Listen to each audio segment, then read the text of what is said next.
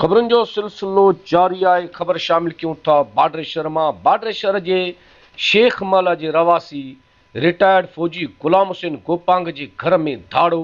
मज़ामत गुलाम हुसैन गोपांग संदस नो जख्मी अस्पताल मुंतकिल। उन सिलसिले में मुतासिर खानदान पारा बाडरे थाने अग्या टायरन के बाह ॾेई धरणो हयो वियो आहे, जंहिं सबबि बाडरे लाड़काणो नसीराबाद डोकरी कराची समेत मुख़्तलिफ़ शहरनि ॾांहुं वेंदड़ ट्रैफ़िक मुअत्तिल थी वई आहे।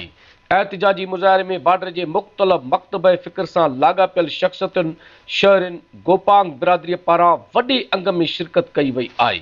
उन मौक़े ते ज़ख़्मी गुलाम हुसैन गोपांग ऐं मीर मुर्तज़ा गोपांग मीडिया आॾो दाईंदे चयो त बाडरे शहर में चोरनि फोरुनि ऋण ॿारे ॾिनो आहे। शरीफ़ शहरी रातियूं जागी गुज़ारण ते मजबूर बणियल आहिनि। बाडरे पुलिस ॾोहारनि सां भाङे भाईवार बणियल आहे। एतिरनि वारदातुनि बावजूद बाडरे पुलिस हिकु बि ॾोहारी गिरफ़्तार करे ॾोह वापसि न करायो आहे। हिननि मुतालबो कयो आहे त SSP लाड़काणो, DSP डोकरी, DIG लाड़काणो खां मुतालबो कयो त बाडरे में ॾोहारियुनि ख़िलाफ़ कार्रवाई तेज़ करे ॾोह वापसि कराया वञनि। शहर में पुलिस नफ़री गश्त वधाए शहरनि में फैलियल बेचैनी ख़त्म कई वञे। ॿी सूरत में एहतिजाज जो दाइरो वसी कयो वेंदो। रिपोर्ट हसन कलोड़ो।